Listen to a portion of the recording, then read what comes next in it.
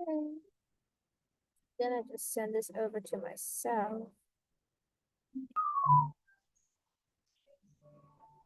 Okay, I'm gonna hit the most important topics today, and you said that IUPAC naming is something with the weak area. No worries, I know naming is so complicated, but let's practice everything we can that is in the second language book. So let's go to chapter chapter.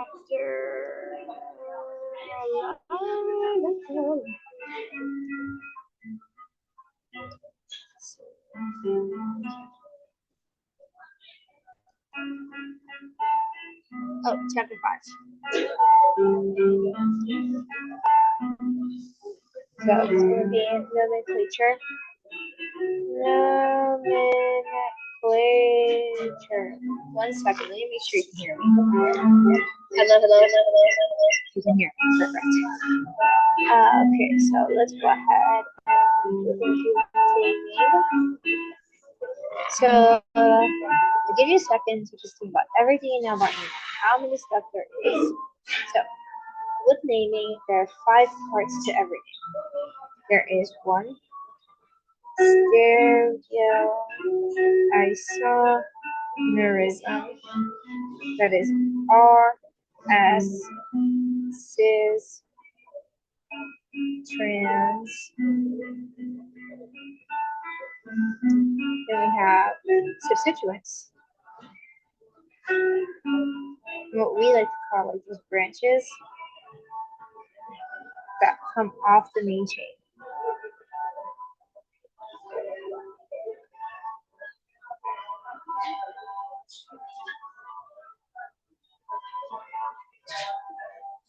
Okay. Then we have our parent chain. And second to last, we have unsaturation, which we didn't really talk about, but alkene or alkyne here to help us remember. And 5 is functional group.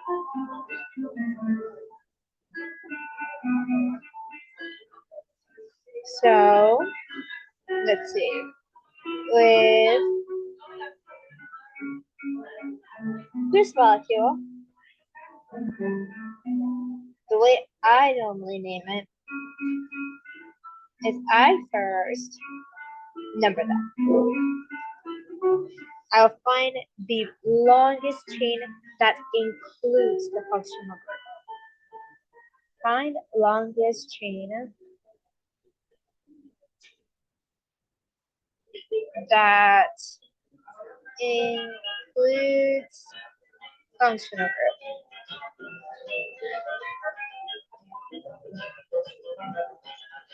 So, if we want to include a functional group, we know Cl is a halide, and technically, I guess it could be a functional group, but normally halides are substituents, or we like to call that branch. So, another functional group here is alcohol. So that is going to be our substituent. Our parent group.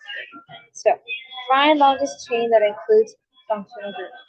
If no functional group, then you just find the longest chain.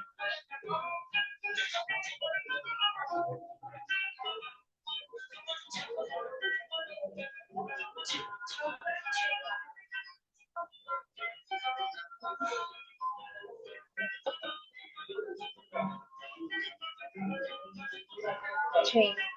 And also, part A of that is we want to number it. Okay, so if we found our longest chain that includes the functional group, so this is a functional group alcohol group, and we're going to try to find it so it has the longest chain. So we have alcohol, and then if we do this, that's not very long, right? That's only one, this is not even a carbon. It's just one carbon, and that's it. So we're not going to go this way. The more rational choice is to go like this. That is our longest chain. So how do we number it? Do we number 1, 2, 3, 4, 5? Remember, we want to number so that substituents, which is that brain stuff, how do you spell it again? Substituents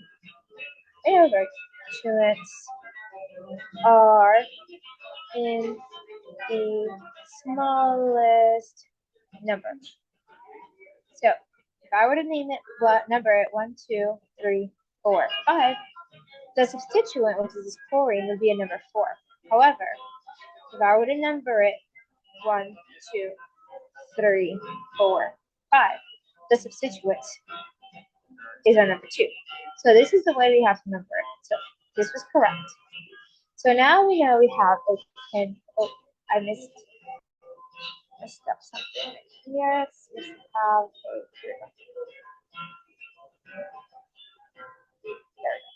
okay, so nothing changes whenever it becomes an alkene. We're still numbering it from a way that includes the longest chain with the functional group, and the substituents are on the least number.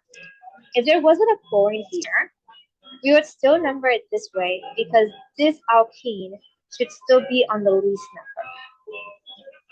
Okay, so now that we know it is a pentane because it has 5, but instead of pentane, we do pentene. Then we have our longest parent chain, and we have, now we can start looking at what's the extra stuff here. So we have a 2 at the chlorine, so it's 2-chloro, and then we end with an alcohol, so we know we end with an chlorine, right? So let's see, for our number 1, stereoisomerism, both of these, you can't say cis or trans because there is these 2 big groups on the same carbon. Remember, if they're on the same side, it's same side, Z. Okay, so number 2, which is substituent, we said 2-chloro. And number 3, which is our parent chain. And then our number 4, we're just going down a checklist, so it makes it easier to remember. Alkene and alkane, so 3 and 4 are kind of the same. Oops, we already took care of 4 by making the pentene a pentane. And then last but not least, number 5. 5 is functional group, which is said is whole. So now we have to put this all together. Putting it all together, starting with number 1, we call the Z 2-chloro pentenol, 2-chloropentenol, and that would be our molecule for this one. Perfect. Okay, so let's continue. What if you have a different functional group? So let's think about, what if we had the same, but instead of an alcohol in it, it was a carboxylic acid. So let's go through those steps again. What was our first step? E versus Z, right? E, so we have, our first one is stereoisomerism. That's stereo, which is R or S, E or Z, cis or trans. Okay, the reason we chose E or Z, which I'm not sure if your professor requires you to do this, and if you don't feel comfortable doing it, as far as stereoisomerism, unless you specifically ask for stereoisomerism, I maybe wouldn't, just because there might be a chance that you could save some points if he's not expecting you to, but if you put the wrong one, then he can surely deduct that. I don't know your professor. well enough, but I know sometimes things like that can happen. Okay, so let's continue. So R or S, remember R or S is specifically chirality. Do we have any chiral carbon here? Let's count. This is not a chiral carbon because it's connected to 1, 2, 3. And it's 4 here, but that's the same thing. So it's not a chiral carbon. This is not a chiral carbon again. It's connected to 2 of the same thing. This is not a chiral carbon because it has an imaginary H here and imaginary H here. And this is not a chiral carbon because it has 1, 2, 3 H's. H, H, H. And then we have, so we know we can't name it as far as R or S because there's no chirality. E or Z. So, E or Z, remember, Z is same side. And then ZE is Timian or something like that, which is just opposite. And so we are looking for their big priorities. Our big priority as substituents. So in terms of this alkene, do we have our big groups on the same side or do we have it on the opposite side? So these two are on the same side of the alkene.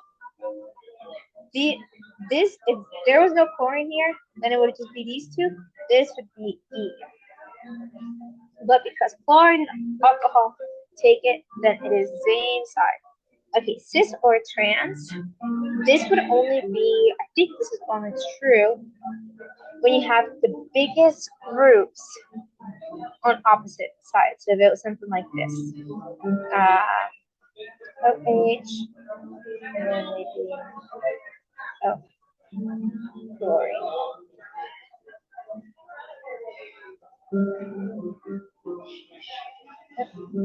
So something like this would be cis. They had to be on opposite or different carbons in order for it to be cis or trans. So we know that we can't talk about this one because our big groups are on the same carbon, not on different carbons. Okay, so we found out that it is all same side. Number 2 was, what's number 2? Substituents. Well, this is why I always like numbering my parent chain first before doing anything else. Because then you can actually know what's part of your substituent and what's not. So remember, we have to number our substituent based on the longest parent chain that includes the functional group and puts the substituents in the smallest number. So I see my longest parent chain is this, but I cannot name it 1, 2, 3, 4, 5 because it does not put my substituent in the smallest number. So I have to name it 1, 2, 3, 4, 5. Perfect. So now we know 2-chloro is our, what's it called? Oh, I missed that. Over here we actually do need we have another way to do it. Has 2 enol. Remember, because we have to put also where the alkene is at. I'm glad I caught that. Okay. Let me just make it better. Sorry. Okay, perfect. So then we said we have 2-chloro and we have 2 enol. 3 is what? Parent chain, which we said was a pentane. But then it's pentene because the alkene. And then we have, that's 3 and 4. And then 5 is functional group, which is our whole. So putting it all together, we have Z, 2-chloro, pent, 2 ene. Oh, sorry. Over here would be COOH, which the functional group is not O, it's oleic acid. Pentene, oleic acid. I know, that seems weird, but that is true. Z2-chloropentanoic acid. And that is your naming mechanism. Okay, perfect. So we can move on to the next one. So what if instead we had,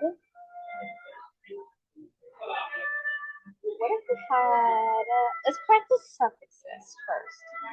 So the functional group suffixes, which is how they end, we know for an alcohol, so R is going to be just like this random thing. Actually, we do it like this. So suffixes workshop, right? But we're going to go over suffixes. So if it has an alcohol, OH, it ends in O. If it has a carboxylic acid, you can also see this as COOH sometimes. It's the same thing. You can have something that has COOH, or you can see this molecule. It ends in OH acid. If we have an ester, which is an R group connected to usually carbon connected to carboxylic acid connected to an oxygen connected to another carbon. I like to remember, I don't know if you ever watched Coco from like Disney, but the grandma was called Esther, I think, or at least she is in my head. And then I remember Grandma Coco Esther. It stuck, and I never changed my mind about it, even if her name turns out to not be Esther. She in my head will always be Grandma Coco Esther. Okay, so let's continue. This is an ester. Oh wait, so this is an alcohol. This is a carboxylic acid. This is an ester, and it ends in OH. This right here is going to be RH.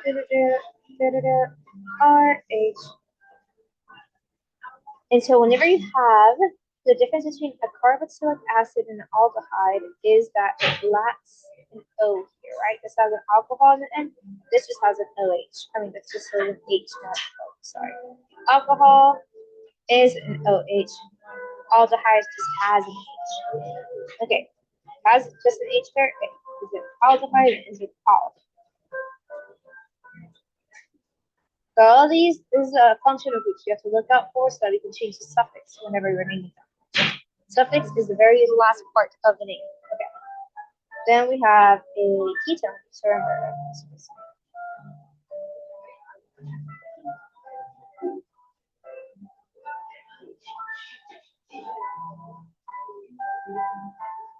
this is a ketone, and it ends in "-on".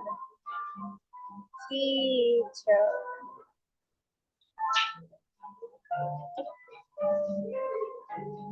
Last but not least,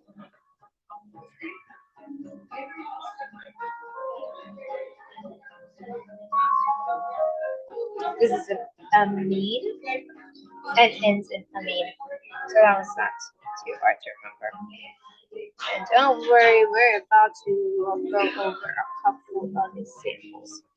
So let's look at this. HO and H2. Okay, so right away, I hope you see alcohol. And then this, what is this? This is amine. And so when we look at the hierarchy right here, we can see whether an amine, so an alcohol is actually this one here. A little low. This over here. It is actually important the way that I show it, so you can see it.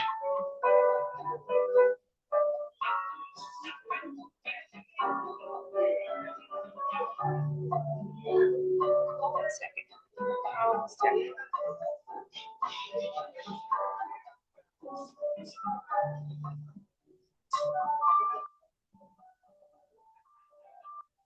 There we go.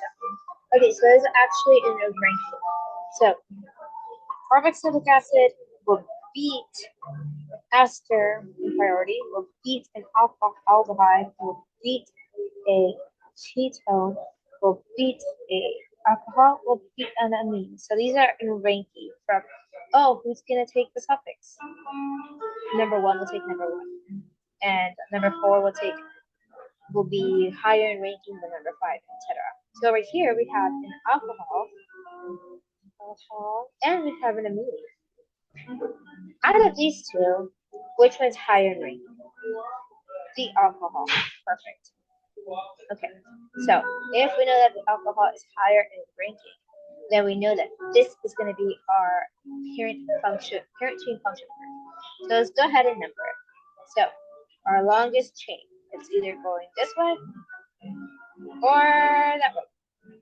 Well, we want we would want substituents in the lowest number, which we can't because the furthest one away from the function group. So then we would just number it 1, 2, 3, 4. That's it. So this would be called a butane. There's no alkene or alkyne. And then we would also go one by one.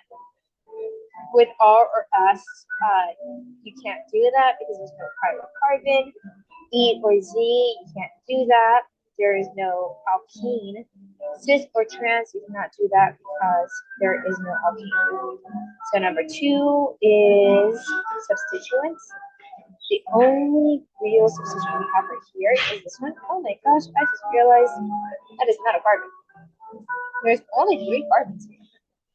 That is 1, 2, 3. So it's ethyl, methyl, butyl, propyl.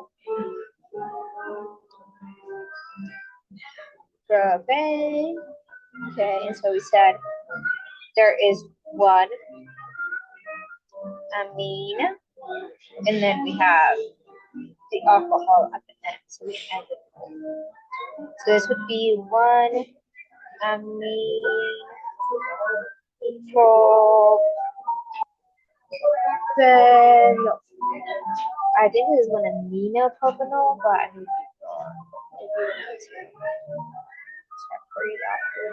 Okay, so let's go ahead and practice our suffixes on these. We're gonna slowly ease into this. So I have this. I'm gonna give you a sec. I'm gonna draw them out and give you a second to work on that.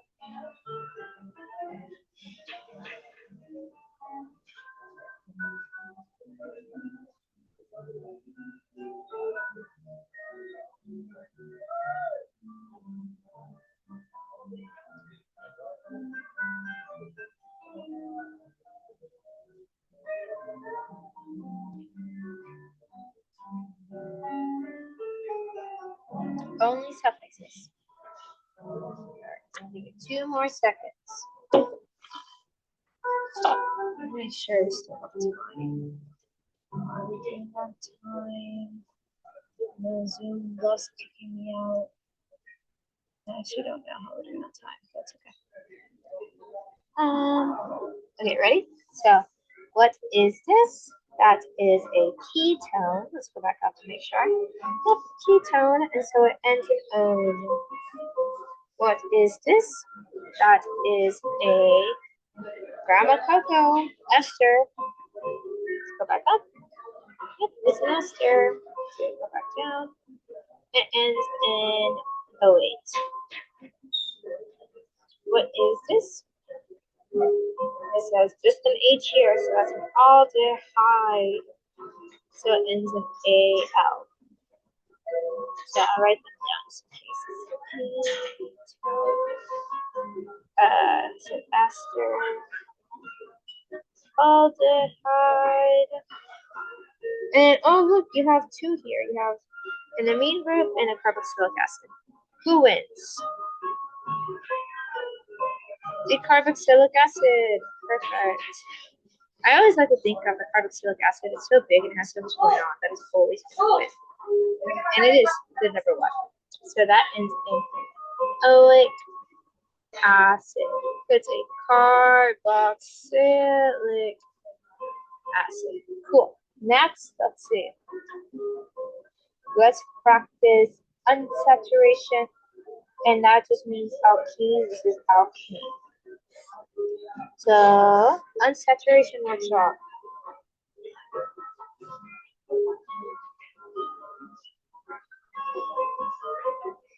So let's go ahead.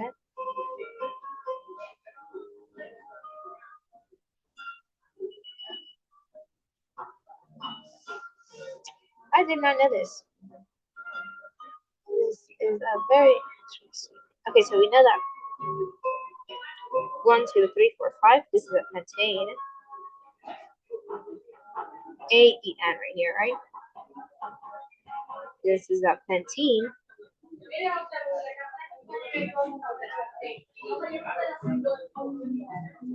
This is a 1, 2, 3, 4, 5. Yeah.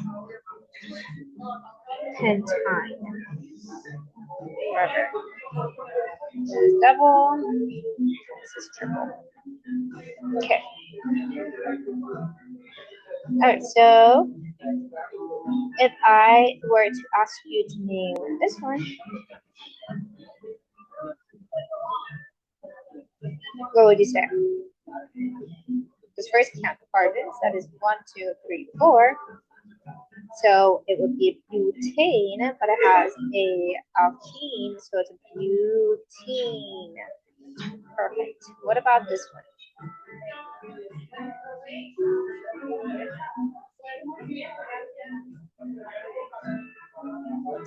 So this is 1, 2, 3, 4. Would be a butane, but it has a alkyne or a triple bond, so it's butine.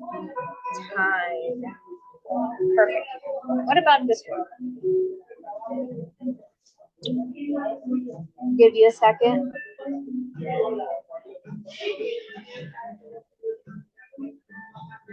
So this is F. Pentene. But it has 2. So we would name it both 1, 2, 3, 4, 5. So it would say pent 2, 4, ene. I know that's confusing, but remember you have to put where they're at and what they are. Where and what.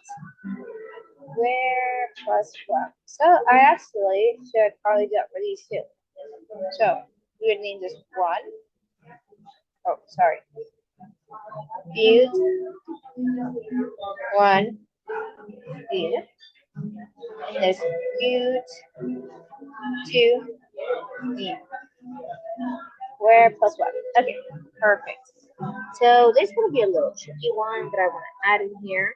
I actually don't really know the name of this one. Oh wait, in a second.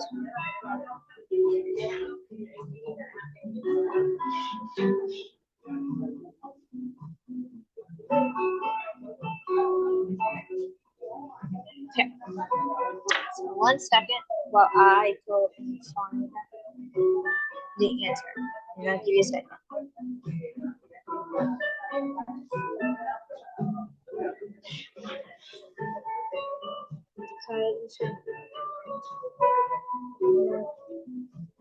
Five, 7, 5, 7.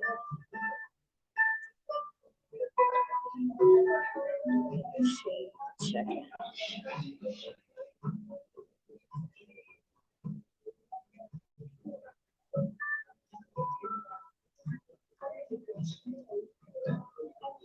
So I have an idea of how to do this, but not sure. Okay, here we go. So we have. Oh, they're gonna really help me out with this, but let's go ahead and name it. So we have 1, 2, 1, 2, 3, 4, 5, 6. So it would have been hexane, but it has a bunch of stuff going on, so it's not hexane. It would be hex 1. So first comes a double bond. You have to name it. Okay, so Let's take it step by step. We have we know the parent chain is hexane, and then we have the substituents, which we just call the name of this. We have 1 and 5. This 1 and this 5. Alkyne, let's put Y right there. And then 3 ene. So I would say hex 3 and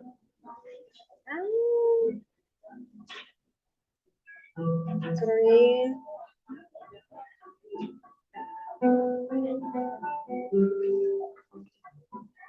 and die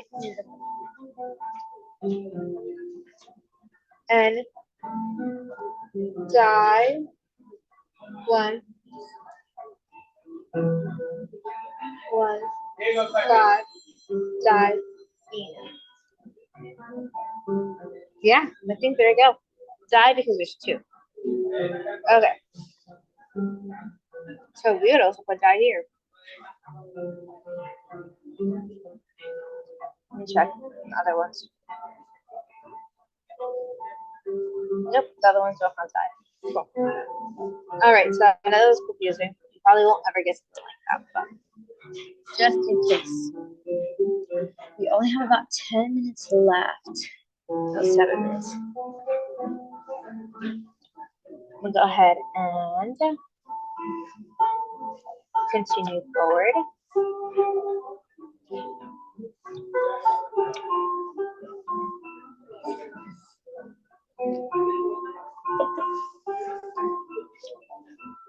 The next thing we're going to do is parent chain. So if I tell you parent chain, the number of carbons, you're going to yell out the name of the parent chain. So number of carbons, parent. Okay. So if I say one number of carbon, you're going to say methyl. But we know it ends with meth. It has meth as the parent name. 2, 3, pro. 4, bute. 5, pent. 6, hex. 7, heb. 8, oct. 9, non. And 10, deck. Perfect. I'll give you a little bit more to work with. Actually, no, I feel like this was pretty straightforward.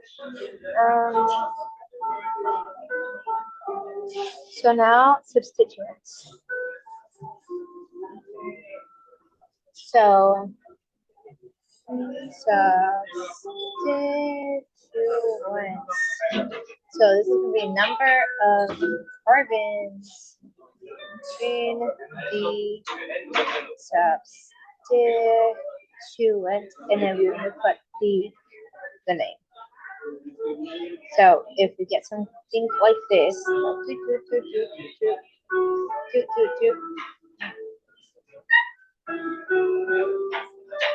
we know that these are the substituents, right?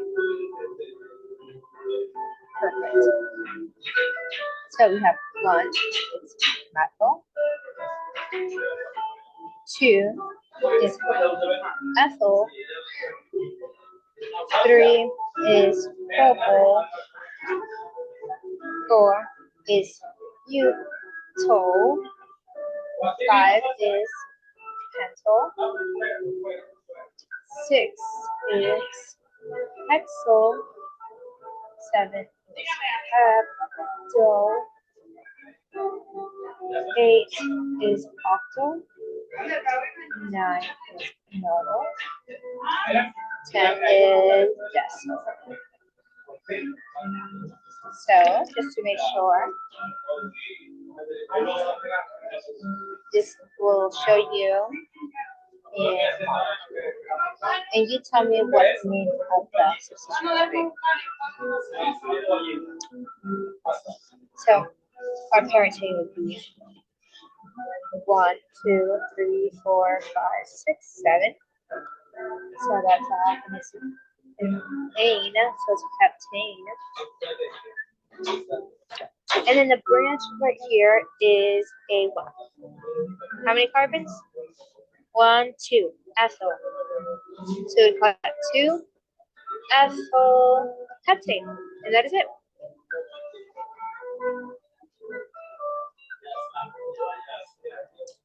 Okay, so let's practice. Let's put this all together. Or not almost all together at least. 1, 2, H, chlorine, H2, Br. Cool. Okay, so we have OH, parent chain, with the function group, longest parent chain. So out of Br, NH2, Cl, and OH, who's going to be our functional group? Not Br and not chlorine, because they're halides. Between NH2 and OH, go back to our ranking. Check. Let's see. Our ranking says alcohol wins. So we know our suffix is going to end in alcohol. So let me just erase all this mess.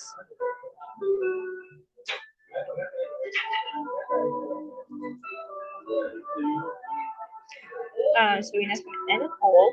I'm just going to have this is the parent chain. It's going to be the longest parent chain, right? We can just see that from the top.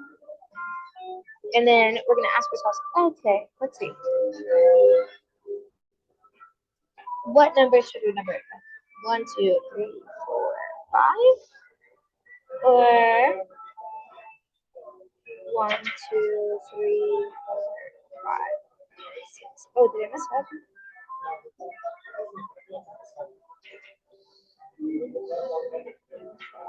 Sorry,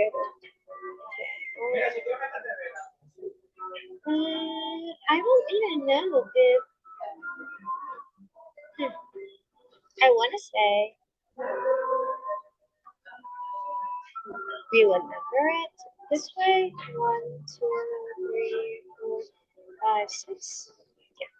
So then we have to list our things out, and that is 2 fluoro, 3 amino, 4 methyl,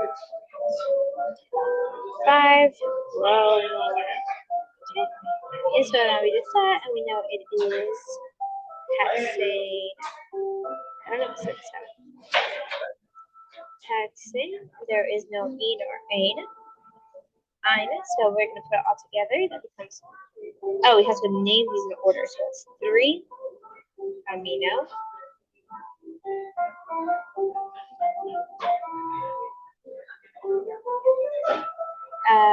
5 bromo.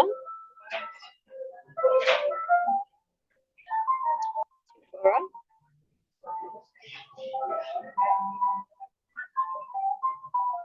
4 methyl. Hexanol. There we go. Oh, that's a mouthful, huh? Okay. So I am gonna create another workshop where we kind of put all these things together because we're just about done. So I'll see you in the next Zoom, which I might not be able to upload until tonight, but I'll get it to you, I promise. All right. Goodbye. I'll see you soon.